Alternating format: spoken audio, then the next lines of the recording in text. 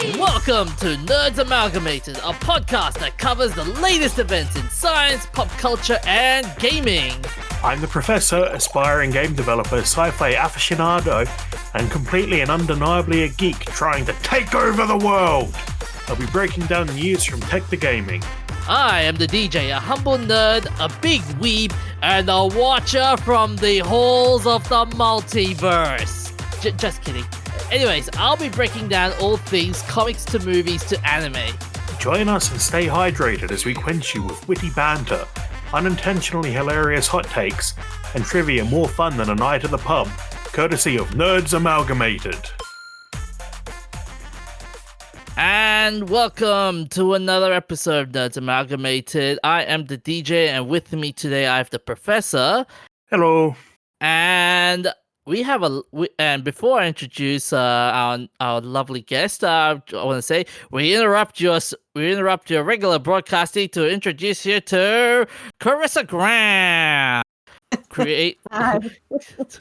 creator of Worthy Chaos Comics and writer of the Worthy Chaos Chronicles, and is currently finishing her Kickstarter. In about 110 minutes to go. Yes, on issue 9. Yeah. But we have issue 10 starting April 29th.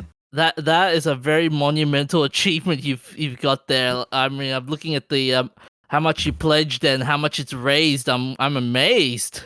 This I started about a year ago. And I have one every other month. So this is issue 9. But there are actually we're working on inking issue 15, so we're actually very far ahead. Holy! How many have you done?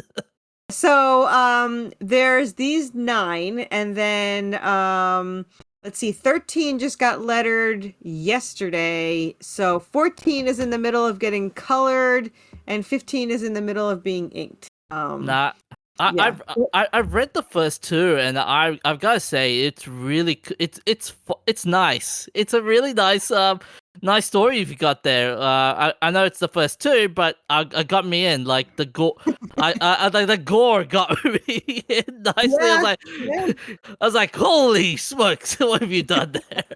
Like the second page is like the most gorgeous one. But yeah, so that caught me a bit off guard. Yeah. I have there was the warning, but then I was expecting a little bit of plot before we got to the gore. No, I threw in the gore first, and then I worked on the plot. The series is actually already written. It's there's technically 108 already written, but there's 43 for series 1, and series 2 is 30. And we're in the middle of writing series 3. But what a lot of people don't realize about the story is that the 2 main characters are written by 2 different people. Really? Yeah. So I write Serafina, and my co-writer Jessica writes Draven. So all of Draven's thoughts and everything, that's all her, and then we take turns with the other characters. So yeah, but it gives them that unique personality, and you can tell who's who because my character talks nonstop and barely thinks, and her character barely talks and thinks all the time. So there are definitely 2 different characters there. But what happened is we wrote this as role players. We didn't actually have the intention to ever release it ever. It wasn't until we finished series 1 and I was editing it, and I was like, there's 5 books here. It has an ending, and this is a really, really good story. It's kind of a bit of a waste. So we thought we should do something with it, and well, here we are. So nice. So what was that moment where you went, okay, this is going to be an interesting comic book if I ever have the chance to write this? Well, it was kind of funny because we knew we couldn't really release it as a novel because the way it's written with 2 people, it's you can't really read it that way. It's written weird. So I said, well, I'll just print it for us through Lulu's. There's a site that you could just print your own novel, And I was like, I'll print us each a copy, and we'll have, let's celebrate writing, series 1, and I'll just find an artist to do like the cover, and then we can have our own copies. And we was like, okay. So I kept going through these artists, and I was like, they're all kind of cartoony.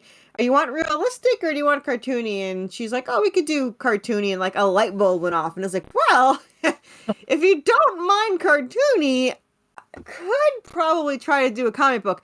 And that's what I said, the infamous words, how hard can it be? And yeah, it's the hardest thing I've ever done. So. Yeah. I love that. It's like, how hard can it be? And it just went. It was the dumbest words I've ever. The only other it's so funny because the joke in my house is with my husband, where a long time ago, like 6-7 years ago, we first got married. He wanted a full-on Thanksgiving with a full-on turkey, and he's like, how hard can it be? And it has been like the joke ever since. It's like, you do it. You try to do a turkey. So for me to say it just made it double funny, because I'm like, well, how hard can it be? And then, yeah. I should have known right then and there that was a big mistake. But I mean, I'll tell you, the first 2 artists I got, I lost like $9,000 on. So right off the bat, it was a little tricky, and I almost didn't continue. But we're so obsessed with the story that we just had to keep looking. So I actually had the hardest time finding an artist that made our characters the way they were in our heads. I don't know how they couldn't see what we saw, but we found some good artists that were great, and they did really good characters, but they looked nothing the way we pictured them. And the first person we found that lost, stole $3,000 from us, and we tried to fix it for $2,000. They did okay. We liked it, the sketch, and we were like, all right, but for the comic book, it wasn't as good. It didn't really look like our character, but we went with it because we had been searching for so long. So when we found the new Jonas DaCosta is our new artist, and he had never worked in a comic book before at all. Like, he had never been paid to do a comic book.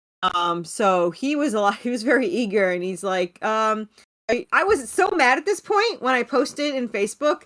I was like, here's my chapter. If anyone's interested in doing a test page, if you're hired, it'll be like 40 issues, So I had like 5 people working on pages, and he comes in, he's like, you taking submissions? I did not like his art at all. It was so ironically realistic that because I didn't know he did portraits. That was his job. He did portraits. And I was like, I don't know, that's too realistic, man. I was like, listen, I'll make a deal with you. You can do a free test page too, and I'll look at it first, or you can wait till those 5 are done, and then I'll pay you for a page. He's like, no, I'll do it for free. 24 hours later, it was inked. It was penciled, inked, colored, and lettered. 6 panels. Wow. And the characters looked identical to what we pictured. I was like, I have to ask my co-writer, but you're hired. It was like, I knew right away that she was going to go for him. And now he's been stuck with us for 15 issues. Yeah, so he's, I'll have to say, we butt heads. And nobody hold this against him. It was all me. I don't know what the fuck I was doing. He didn't know what he was doing. So he was just like, so I'd never written a script before. And I didn't understand when he did a script that he likes to show like action. So I'd give him like, 8 panels, 6 to 8 panels, and he would add panels to it, and it made everything too small. And we kept butting heads for the entire freaking issue. And my husband's yelling at me, you need a new artist. I was like, no, he's the artist. He's the only one that can do it. I was like, I have to make this work. And it wasn't until I realized that I had to scale back my panels to 4, and then he can do 8 if he wants. So that's what I did, and it worked perfectly, and we've been like in sync ever since. But yeah, it was weird to try to do it. We would not mesh, and I was like, I gotta make this work. He does it so perfectly. So yeah, but he's super fast. And that was impressive. 24 hours, that's impressive. Yeah, he does. Oh, he's so fast. And he had quit. I was so stressed. He quit his job the second issue. He's like, I'm gonna dedicate myself to this. It's like, well, shit. Are you sure? I was like, I don't know where this is gonna go. But he quit it, and so I had to. I felt like I had to keep keep it up, and fortunately it's worked out so far. But yeah, he's fast. He could do a whole issue, which is like 28 to 32 pages in 1 month, inked. So Wow, yeah, that's that's crazy. I, So I like it. My wallet doesn't. So, so yeah. with the writer, you had the writing, you had the artist. Now comes the fun part, was just trying to market it, and that must have been another tale in itself. I still don't know what I'm doing. Yeah, it's crazy. Last year was my first year doing it. I did 155 planned podcasts. And that's pretty much the only way I get it out there. Like, I don't really advertise. I just started this year playing with Facebook, trying to get the algorithms up and playing with that. So that helped a little bit. But yeah, I mean, it's not easy to get your story out there. And I see so many other indie creators that have been doing this for 7 years get half as much as I do. And then I feel bad. I'm just like, I don't, why are they getting so much less? But I also have a ton of merch. Like they call me the queen of merch because I have so much stuff. Your Kickstarter, I went to your Kickstarter the other day and I saw the merch. I was like, holy, that's a lot of merch. You've got the comic books, you've got the Anubis necklace, you have the Anubis plushie. I was like, holy, and you got the statue. I was like, that's insane. That's really cool that you got all this merch out there really quickly. Yeah, it's a lot of merch. Well, I used to get made fun of a lot from other creators that have been doing this, of course, a long time. And they made fun of me for the longest time. And then like a couple of months ago, they've been doing it for like 7 years. A couple months ago, they started asking me where I get my plushies made and where did I get the hardcover printed. So I'm supposed to be the rookie in the group, but they're all copying what I'm doing. So yeah, I get made fun of a lot, but yeah, they copy me. Okay. Yeah, So there's a couple of them that have copied. They have plushies now. There's like at least 9 people that copied my plushies. Fair enough. So okay, back to your comics. So with the characters Seraphina and Draven, so how did you come up with? So was it your idea with the character design, or was it was the artist idea? The characters were kind of based off of actors that we had originally liked. Because we were role players, so we had like the actors in mind. But we couldn't tell them that because for the original artist, we told them that, and they made it look too much like the actor, and I didn't want to get sued.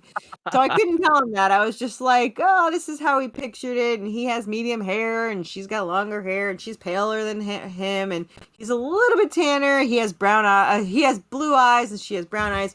And that was pretty much all we told him, and that was it. He did it exactly. So got lucky. Yeah.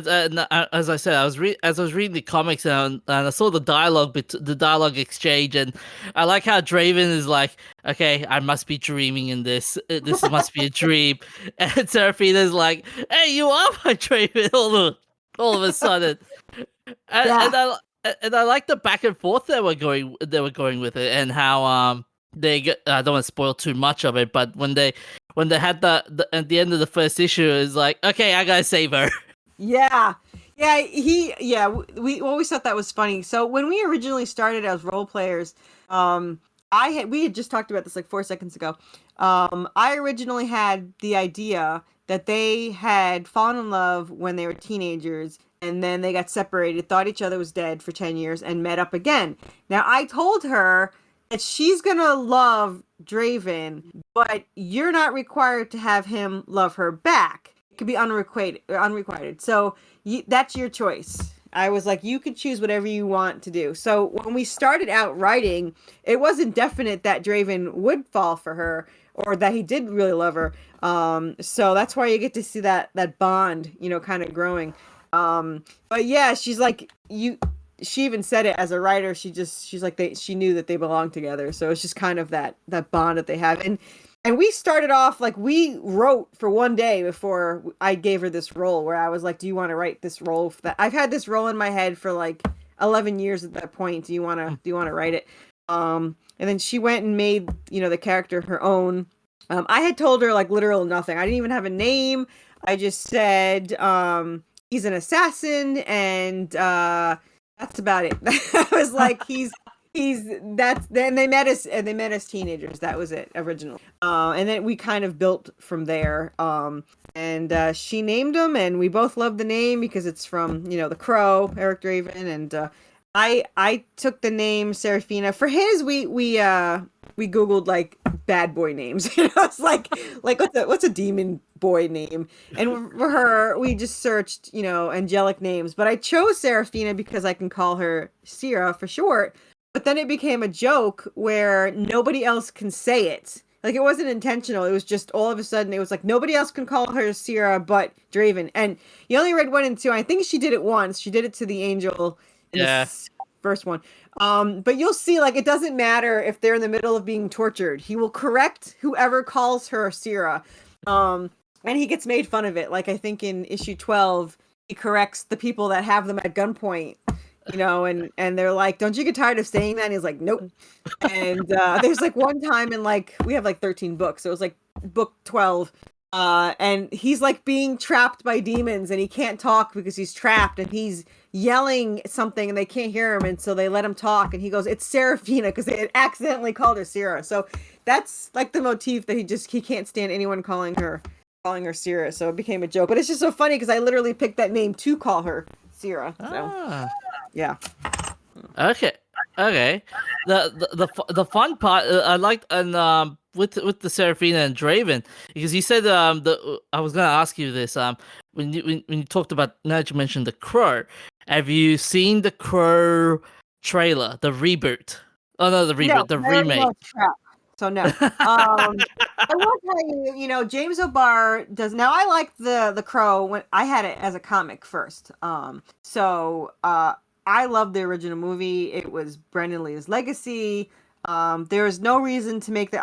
I watched it the other day and it still holds up. There's no reason to. Even the soundtrack is amazing. There's nothing to redo in that movie. So they redid it, but I don't know if you guys know the comic books at all. There is a crow that's tattooed like that, but it's not Eric Draven. So they a random crow, and just turned it into Eric Draven, which makes no sense. So why would you remake it? Follow none of the rules.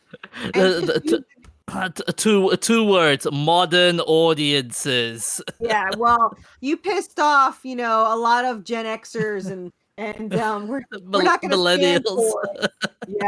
Yeah, the elder millennials and the Gen Xers. We're not going to take it. We're not going to let that fly. So yeah, we're all boycotting it. If they had just made it another Crow movie, because the Crow could be anyone. They brought back the sequels had different crows. If they had just done one that was better than those, because I heard those sucked. But if they just made it another character and just followed the rules, people wouldn't be so. We probably still hate it, but we wouldn't be so uptight about it. That's fair. And that's the interesting part because your comic, it's not for the faint-hearted. Like it's real full on. Like it's even with the gore and the whole with the gore and the setting and stuff. Like it's not for like the faint-hearted. Yeah, no. So I heard it was bad. I haven't, like I said, I haven't seen the trailer, but I did see the photos of him. So I saw like the nipple tattoo, whatever they're talking about. He looks just like Leto or whatever. Yep. Yeah. Yeah. I don't know why they did that. He even said he didn't follow the comic book, so how is it a remake?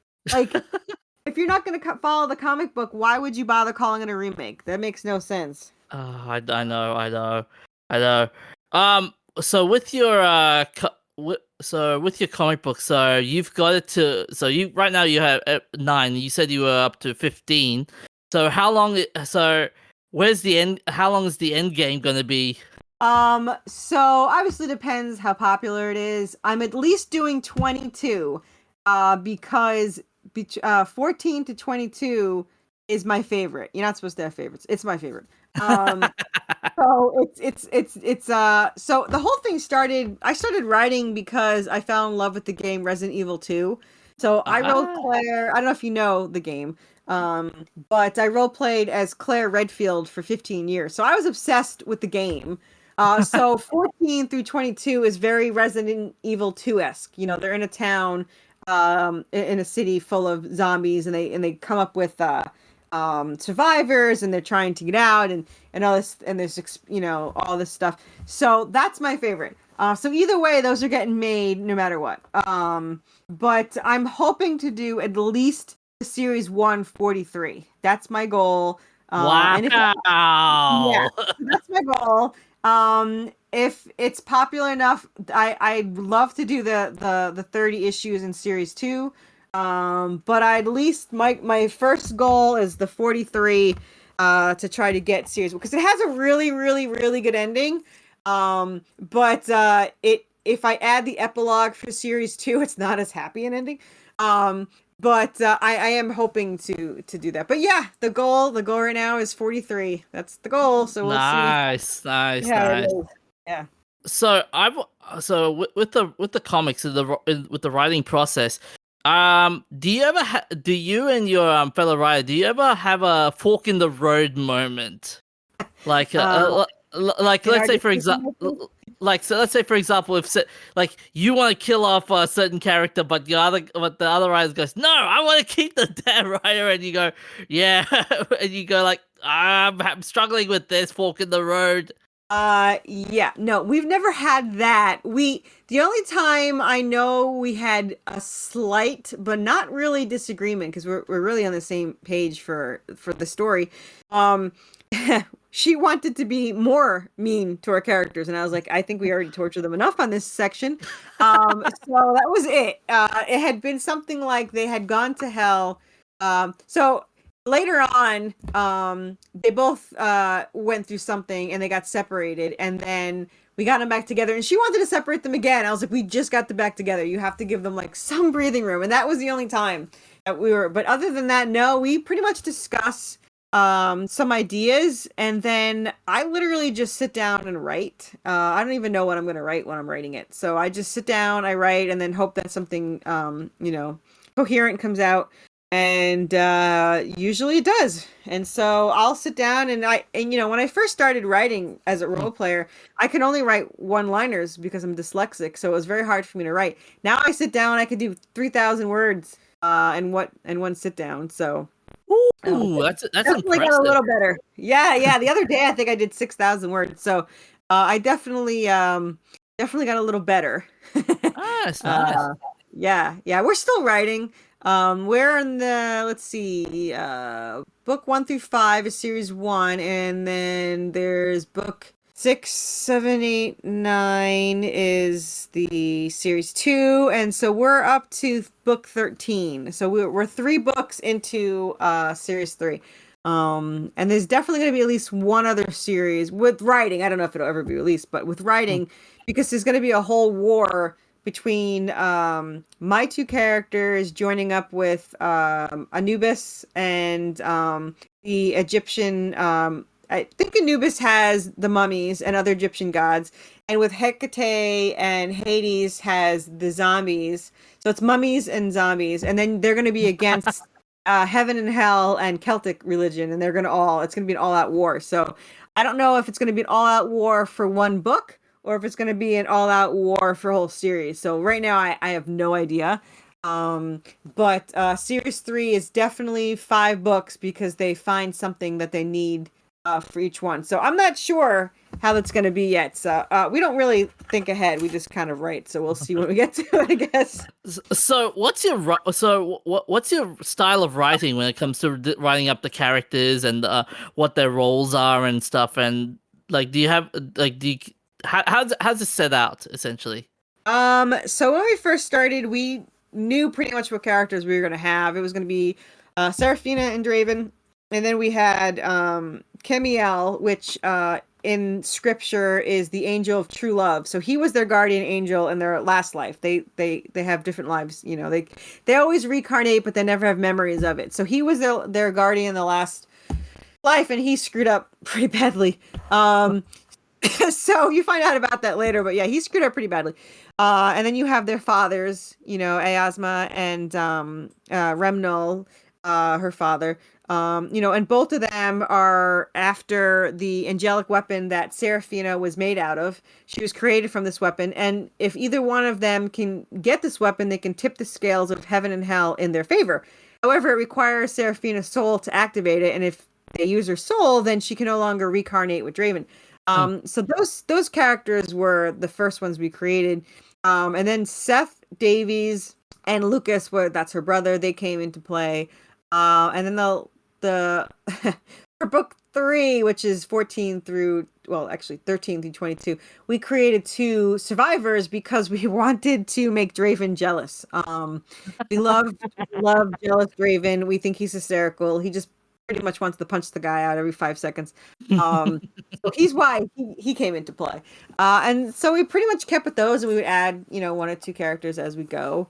But yeah, we'll suddenly get an idea.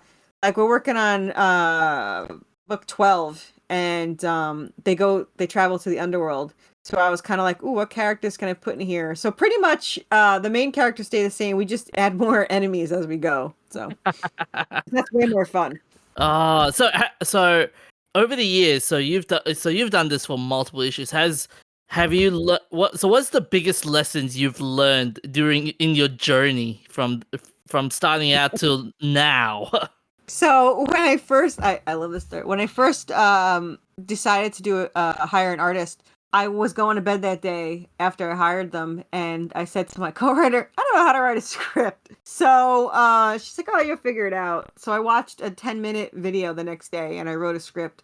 And when I handed it to sent it to a letter, they're like, did you want to see any of the art, or did you just want dialogue in every panel? And I was like, oh, right.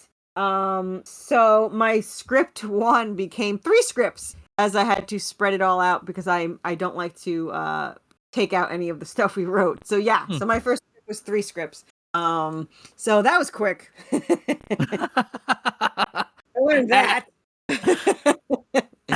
And I've learned that when you're writing a novel or whatever, you can just say there's scissors on the table next to you. But when you're in a comic book, you have to go back and add it to 4 pages ago. When they walked into the room, you've got to be like, there's scissors on the stair, scissors here or something. So you have to plan ahead, which we never had to do. The other thing I'll have to say, in a comic, in a novel, we can torture them, bruise them, you bloody them up, and you don't have to remember what injuries they have. But when you're writing a comic book and your artist has no memory whatsoever, you limit the wounds they get because they have to remember where they all are. So in book 2, which we're now issue 9, at the end of issue 9, she has to change her clothes, and she winds up picking in issue 10, she picks a nurse outfit because that's the only choice she had. And someone made fun of me like, oh, that's a really sexy choice. I was like, that's not why it happened. She had an injury in 8, and my artist kept forgetting the injury. So we had to keep going back and redoing the injury. So finally I was like, screw it. I'll just have her get a new shirt. And then we'll hide it. But then I was like, they're in a haunted asylum. What shirt would be there? Like, she can't. It was driving me crazy. So I was like, you know what? Screw it. I'm just going to put her in a nurse outfit. And yeah, so now she's been stuck in a nurse outfit for like 10 issues. A nurse outfit in the haunted house. What could go wrong? Yeah. It was actually kind of funny because it, like I said, it wasn't planned. It didn't happen in the novel because I didn't have to worry about that. But she's wearing this outfit, and she has the hat, and Draven's like, okay, why the hat? And she's like, it completes the outfit. But my artist kept forgetting the hat, so that was fun. And we had to keep going back, and he actually still forgets the hat. We're in issue 15. I was like, oh, you forgot the hat in this panel, and you have to go back and put it on the cover. And he's like, damn it, that stupid hat. I was like, well, yeah. So good times. I bet you must have. Although I bet you there'll be like a running gag in the Simpsons, like a Simpsons couch gag in the Simpsons. It's like, if I got hat, there's a hat. There's a hat. Man, stupid freaking hat. And I thought he was going to yell at me because we decided to add. I don't know if you know Leon Kennedy from Resident Evil 4. He has this gun strapped to him. And we wanted to add that to Draven because not only is it sexy, it's, like an homage to Leon because that was, our favorite character. So I told him yesterday, I was like, we're going to add this strap to it. So I think it'll look better. And all I'm thinking is you're never going to remember this. We're going to have to remind you over and over again. So that'll be fun to try to remind him. But yeah, we'll do our best. I mean, but we forget things too. Like he forgot the ponytail on the new chick has a ponytail and he kept forgetting. I was like, you're putting her in a bun. She have to do her hair. How are you forgetting to put it as a ponytail? But yeah, so that's the one thing we have to make sure. He kept forgetting the fangs on our vampire chameleon bat. So fortunately my color is a saint and adds all the things he forgets. So it works out so good. I even said to him yesterday, like, how are the fangs? He goes, he remembered this time. I was like, bonus. So yeah. That's what happens when you're super fast, Yeah. So all the characters, all of the artwork and stuff. So what's your when you try and do all the comic book stuff, what's your biggest inspiration for all this? Supernatural. Hey! Yeah, I love Supernatural, the show. I was obsessed with it. I'm still obsessed with it. And one of the things that inspired the main plot of the angelic weapon was when Castiel had to hide the angelic weapons. And it for some reason that sparked whatever was in my head. I don't remember what my thought process was. I just remembered this angelic weapon that I created, and then it just snowballed from there. So, yes, Supernatural is a huge part of it. That's why we had vampires in the 4th through 6th issues. Well, we called them clotters. But we had a lot of things. So yeah, it's very inspired. The angels and the demons are very inspired by Supernatural. So it's also, I didn't think of this when I wrote it because a lot of people say, oh, it's very Buffy. But I tend to disagree on that because I when I see the dialogue, it kind of felt like Sarah reminds me of Dean. And, yeah, exactly. And Sarah reminds me of Dean, and Draven reminds me of Sam.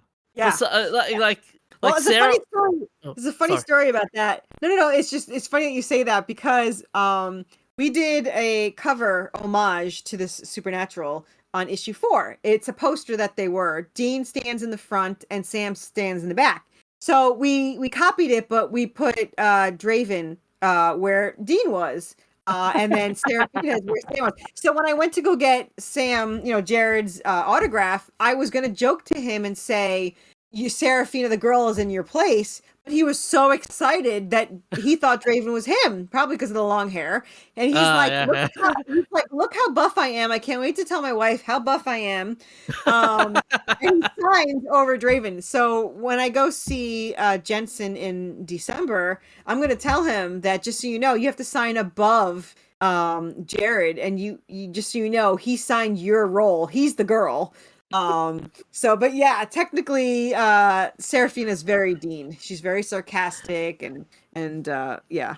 Yeah, she had I was like, wow, she really likes to say a lot of stuff in the end. I was like, damn. Yeah, she's very sarcastic like I am. One of my favorite pages is when she's like, why don't you put your hand through the fence, and he's like, no thanks. And then he's like, how come the ghosts don't go over the fence? And she's like, shh, don't give them any ideas. And he's like, really? I saw that. Really? I just went, huh. Yeah, that was one of my favorite things between them. Yeah. Okay. I've seen a couple of episodes of Supernatural as well when I was young, and I followed the journey from time to time. Okay, I wanted to ask you, what was your favorite arc in Supernatural? My favorite, I don't know. I hated the whole drinking the demon blood thing. That wasn't my favorite arc. But I will say my favorite episode of all time is French Mistake. I think it's hysterical. So it's this episode where they go through a portal and they wind up as their human selves as the actors. So you have Sam and Dean in supposedly Jared and Jensen's bodies. And so they're like, oh, I'm in some guy's named Jared. He's something Padalecki, and he's like, what does that mean? He goes, I have no idea. And then they think they see Castiel, so they go over to talking to him, and they're kind of obviously going off script, and he's like, what are you doing, guys? This isn't on the pages. Are you trying to jinx me? Are you trying to, prank me? And then he's talking like Misha, and they're like, damn it, this isn't Castiel. This is his human part. And he goes, oh, you guys got me. J squared. It's just so freaking hysterical. If you haven't seen it, it's like season 6. It's one of the funniest episodes ever. And they cracked me up. And he's like, they're taking off his makeup, and he's like, what is on me? And she's like, it's makeup. He's like, you painted me like a whore. Like, it was just so funny. He's like, they put makeup on me, and it just cracks me up. That's fun. That's I gotta rewatch it now just to see it. Have a laugh. That's a mistake, and it's so funny because they go to Jared's house, and like there's pictures of Jared's everywhere, and his real wife is there, who was Ruby, and he's like, you married fake Ruby, and it was just so funny. Because they used the real wedding photo because they got really married. So it's just it cracked me up. And then they're like buying stuff, and they're like using up credit cards, and like, hey, it's pretty nice being Jared and all this. Oh, it's just you got to go back and watch it. It's just really funny. Oh, that's actually okay. What were you a fan of the spin-offs by any chance? With when the Supernatural series ended and they decided to do the Winchesters. And I think there was one with the how the cult was made as well, if I recall. I did not see the Winchesters, no, but I watched the ending because Bobby and Jensen were in it. I did, but I don't. Is there another one with the cult? I don't know that one. I've heard there was one. There was one called the Winchesters. Hang on a second. Yeah, that's what I saw. Yeah. Yeah. Then there was another There was another spin-off, but I know they're trying to start it up again. Did you know that? They talked about it in December when we were there for Christmas at one of the cons, and I thought they were just saying that, like, whatever. But then they just showed pictures of them trying to convince CW to let them do another season. So it's mostly Jensen. Jensen has missed it more than anyone, which is so funny because he actually has a very good career. He's in The Boys, and he's in a new show, and for them to spark up, season 16 of Supernatural, it's just really funny that he wants to, but I think he misses it. Like, he always loved it. And Jared from literal day one said, I don't want to be doing this for 5 years. So in his defense, it was 15. So yeah, in his defense, there was there. So with the cult series, so basically they said during production of Supernatural's 3rd season, Kripke stated that the writers sometimes discussed the possibility of a prequel series set in the Old West. A spin-off would follow Samuel Colt and a group of hunters. So they're thinking about it. I love Westerns. That would be my second favorite episode, is when they went back in the West. And back to Wild West, and Dean had like a shirt that says "I love Posse," and he thought it was hysterical. I'm gonna. This is gonna really out me, but when I originally got married, I got divorced like a year later, so obviously it was a mistake. But when I first got married, I was miserable, and during the wedding, the photographer could not get me to smile. So that should have been a red flag then. They had me, they said, just picture Jensen in his cowboy hat, and that did it. So so that is literally how the pictures were taken. Okay. Yeah, okay. Scary. Oh man. So wait, well, you got any questions, Professor, or you're all good? I think my there he is. Sorry. Oh, there he is. Yeah, I'm here. I think the one thing we haven't covered so far is we've talked a lot about what goes on, but we haven't sort of introduced the comic. So what's it about? So it's Seraphina, an angel descendant, and Draven, who's a demon descendant, and they're soulmates, and they get reincarnated into this life with no memory, and they are being chased by their angelic father and demon father as they are after the angelic weapon that she was created from. And they want this angelic weapon so that they can use it against the war between heaven and hell. Her father wants it for another reason, but he's not letting anyone know. If for people while they're reading it, they'll notice they never actually see their fathers. The fathers are pulling the strings. They send Anubis after them. He sends hellhounds and ghosts and everything. The only problem is that she can only be killed in a certain ritualistic way so that they can capture her soul, which will activate the weapon. So that's pretty much a horror survival. And that's pretty much the goal, or Romeo and Juliet in hell, if you want to be simplified. But it's them trying to protect each other, and they get kind of annoyed at each other because they want to protect the other more than anything, and doing so, they each get hurt trying to protect the other one. So it's kind of funny to see them battle it out, like who's going to protect the other one more.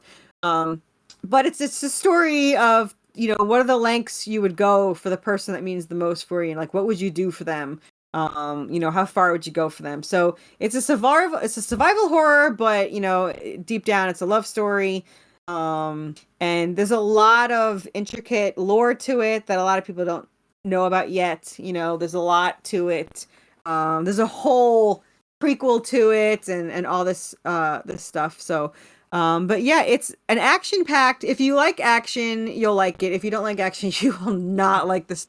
It is like nonstop action. It's there's still character development, but they're always on the run from something. I mean, now they're in the haunted asylum. They're trapped in there. So issues 1 through 7, they're trapped in like a Silent Hill town where they meet up and they get trapped in there, and it's merging with hell. So you have these ghosts coming up, you have the hellhounds coming up. And then they get trapped into a haunted asylum, which is where we are now in these issues.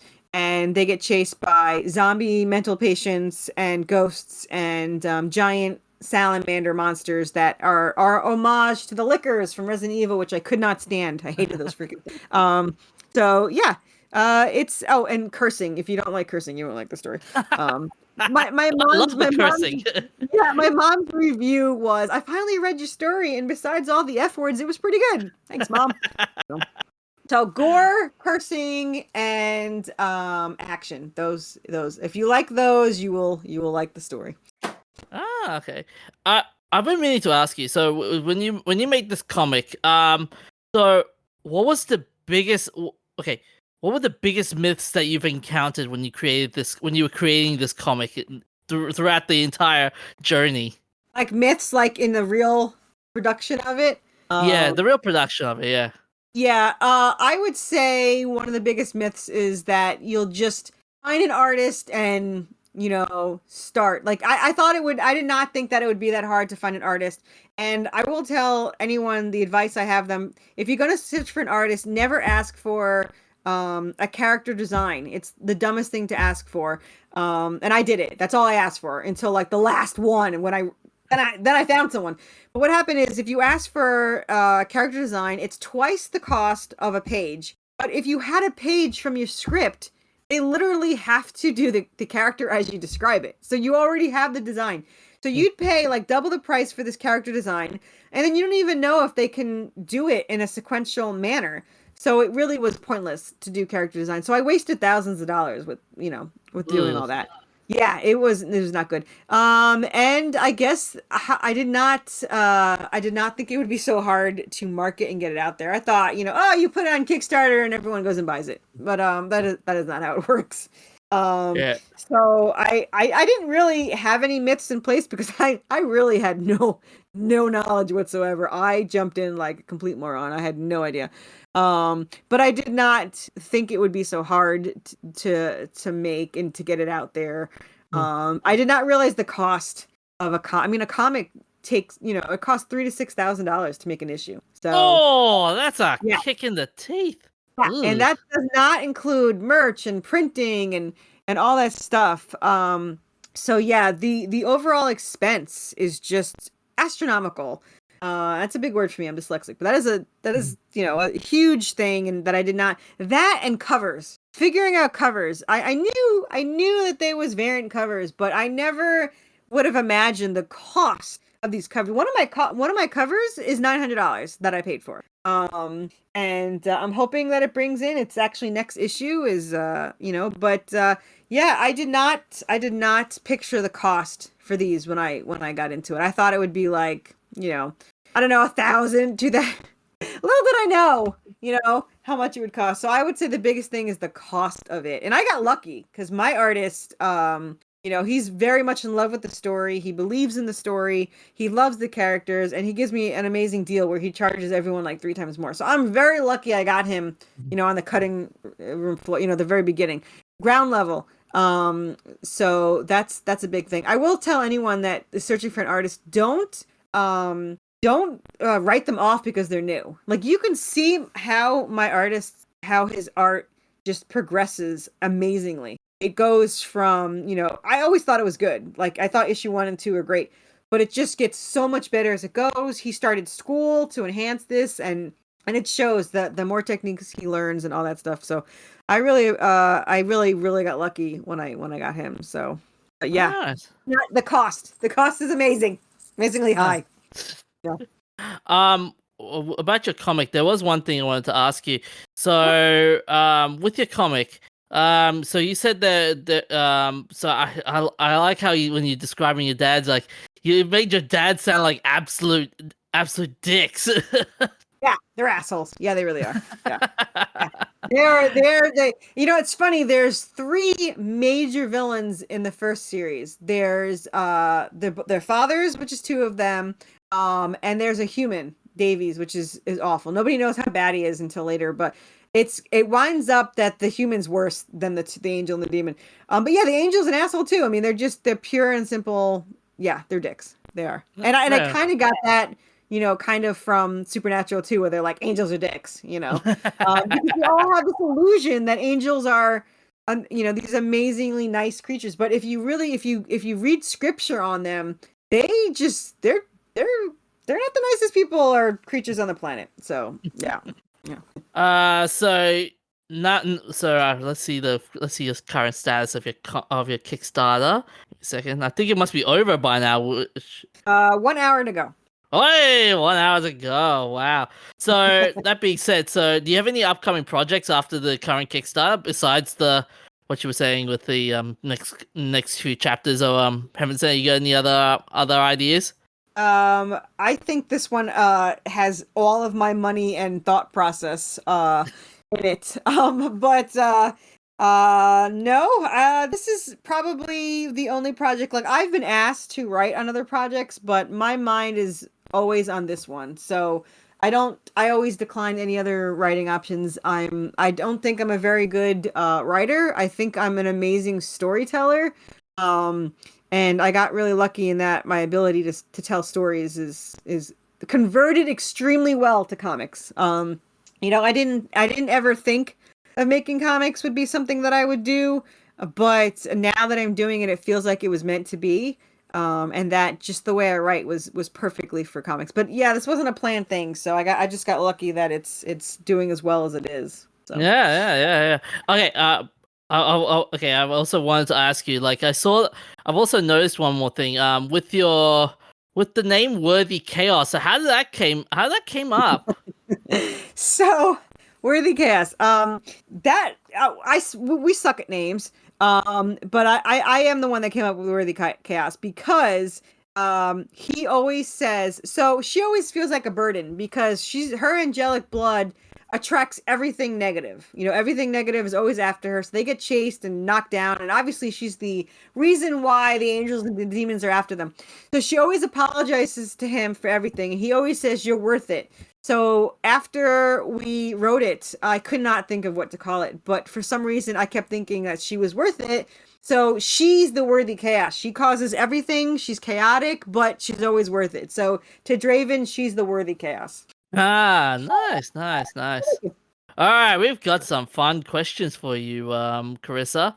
All right, favorite curse word?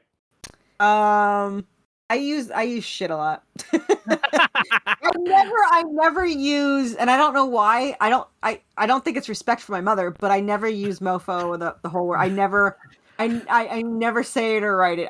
I find it very insulting, which is funny because I've never shown my mom any shred of respect ever. But for some reason, I never use that term. So yeah. All right. What profession other than your own would you like to attempt? I would love to. I don't know, something I could do. I would love to animate my comic. Ooh. Yeah, I would love to learn animation and animate it. I think it would be.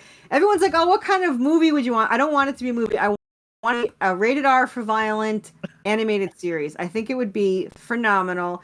It reminds me of a mix of Inuyasha and Fushigi Yugi, those two together, and I think it would be animated. Nice, So if I nice. yeah, animation, bring it on. All right. If heaven exists, what would you like to hear God say when you arrive at the pearly gates? You can stay. Just in case. Yeah. That's it. What are you not very good at? Shutting up.